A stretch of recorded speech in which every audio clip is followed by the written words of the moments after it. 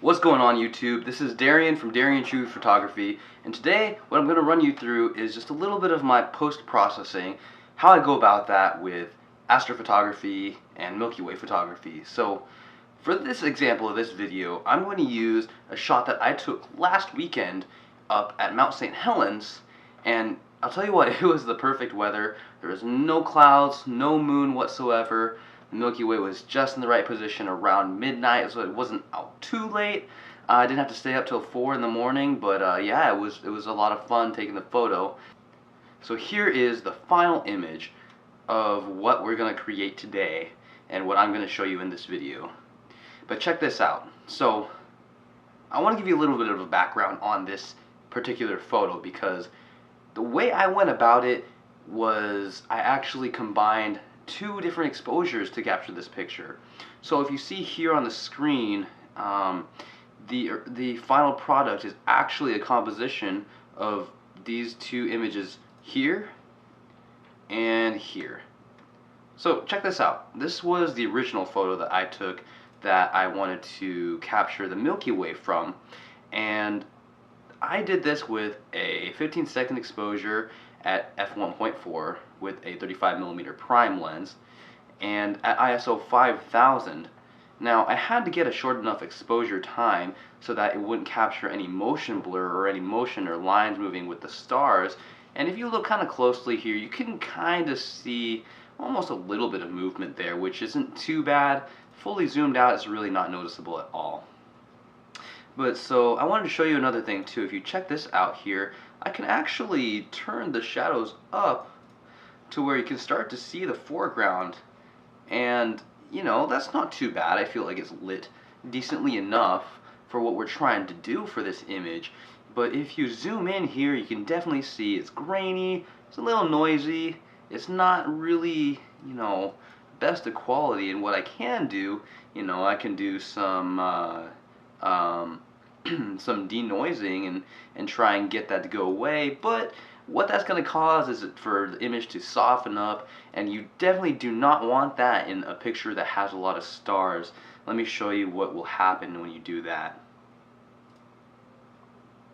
So noise reduction, luminance, if you turn that up, if you zoom in here, you can actually see the foreground. So here's what it looks like prior to any denoising. Say I turn it up, and see, it's quite a bit softer, less noise. But if you zoom out, you can definitely see a difference in the stars. Look at that. Okay, so no denoise, and even just a little bit of denoising. It takes away from the detail of the stars themselves.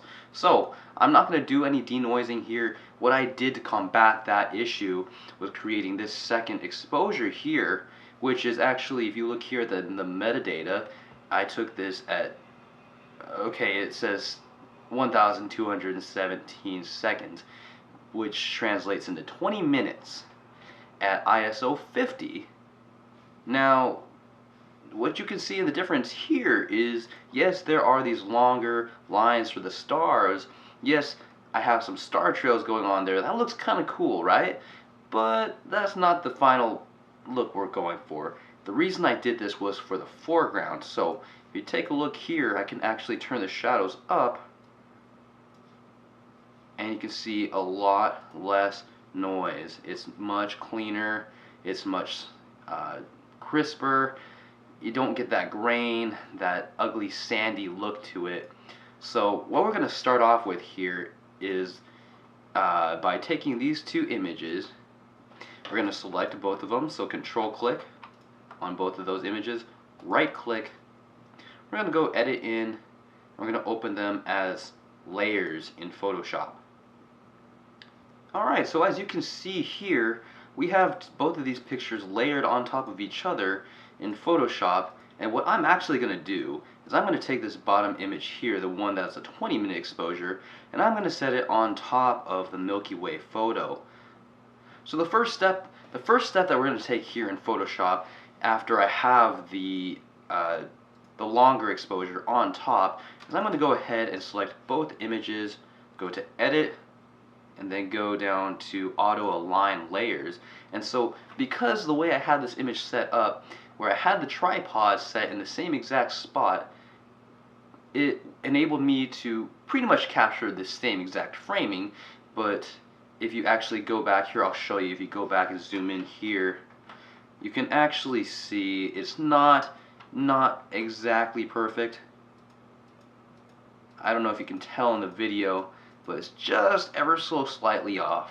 So what we're going to do is we are going to go and auto align them so that they're as if they're right on top of each other. Oops. Edit, auto align layers. Okay, give it a second. And now if you look, you can see a little bit of transparency there. That's because Photoshop hadn't moved the image around so it can make it right over each other. So the next step we're going to really take is we're going to crop. You can press C. So I want to make sure that I can get all of those excess parts off, but still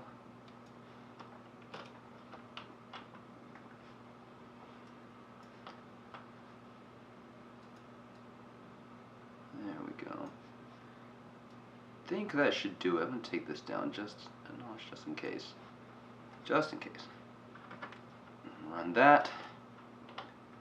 Alright, and now if you check this out here, if you zoom in, you can actually see the lines are pretty much exactly framed the same where the mountain is. Cool. So the next step I'm going to do in order to merge the foreground with the background is I'm going to go ahead and click on this right here. Whoops. I'm going to go ahead and click on this button right here. That's going to create a mask over the top layer that's selected. And so, because as you can see in the selected mask right here, is completely white. And what that means is basically the entire image is being allowed to be shown on top of this layer under it. So what I'm going to do, in fact, is I'm going to press Control I. For you Mac users, it's going to be Command I. But then now you can see it's black, and not only that, but the top layer isn't even showing over the bottom layer. So what I'm going to take this next step to is I'm going to go ahead and press B for the brush tool. Then I'm going to go ahead and press X. As you can see here, it changes the color swatches, so I'm going to use white for my brush tool. And there's a couple different ways you can go about this. You can use the pen tool and select the area, or the lasso tool, whatever works for you. But for this case, I'm going to use the brush tool because it's pretty simple. It's really not going to be anything noticeably different between using the different tools. So make sure you have this mask selected black and you have your brush set to white. I'm going to make my brush size a little bit bigger there.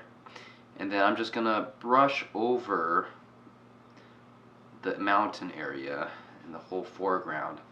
So that way, what it's doing is it's brushing white, not over the image, but over the mask itself. So you see you can have the bottom part there white and the rest of it is black, so it's not showing.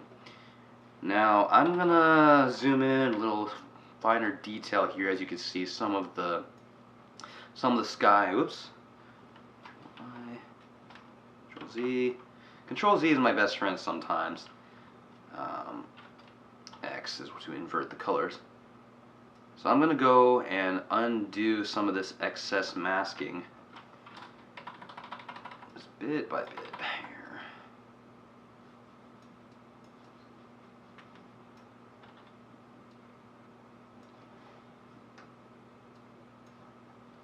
And I'm doing a fairly quick job of this. In fact, if you take your time and really get down into the details, you can definitely make this a lot cleaner than what I'm showing you here.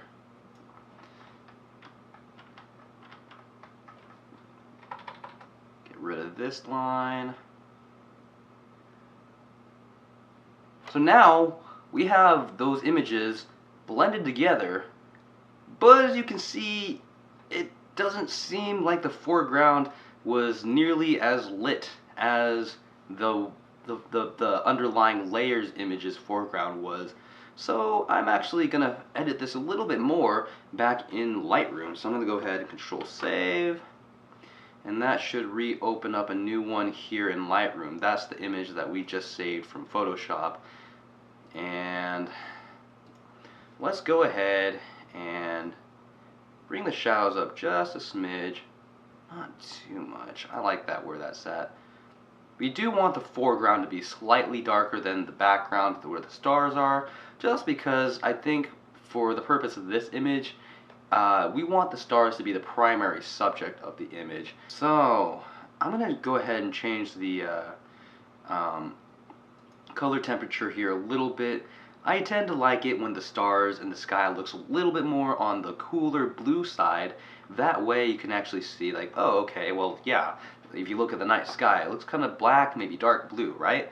Yeah, so that's kind of what I'm aiming for here. Turn that coolness down a little bit. Definitely add a bunch of contrast in there. Contrast always goes really well with the stars. As you can see, the stars themselves are pretty bright, and you want it to stand out against the dark background of the night sky, especially in some of these areas where it's a lot brighter. We get a little bit of light pollution, and yeah. So I want to make sure my whites are good. Turn some blacks down a little bit too. Clarity always helps when you have stars. Vibrance, yes. Some saturation in there to add some pop in the color. Now, I want to point one thing out here in this image that can happen not only with the stars, but really any photos that you take, depending on the lens and your sensor and your camera.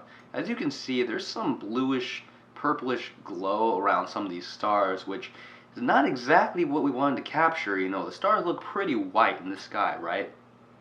So what I'm going to do to correct that is I'm actually going to go down to the lens correction section, color, remove chromatic aberration, and then you want to turn up the purple, oops, a little much there, so that you can see it's taken away, but not too much that leaves kind of a ring around the stars there. So turn it down just a smidge, and I think let's put it at 3, and that's pretty good. Cool. So that's pretty much the gist of what I do when I go through editing my astrophotography and pictures of the Milky Way. Of course, you can go into much more detail. There's other things you can do and touch up here and there, but like you can go in and do some split toning, or if you really want to get into like the colors themselves, you can, I can see here, I think the image could use a little bit more of the oranges. It's a little bit light on the saturation in the orange and greens, so I might actually go here and just give it a baby boost. Not too much, but yeah, it looks pretty good. So if you like what you saw, if you like what I was explaining to you, if this helped you at all in your photography adventures, let me know in the comments below. Like this video, subscribe to my channel, because there's going to be a lot more content like this coming out here in the near future. Thanks for watching, everyone, and I'll see you next time.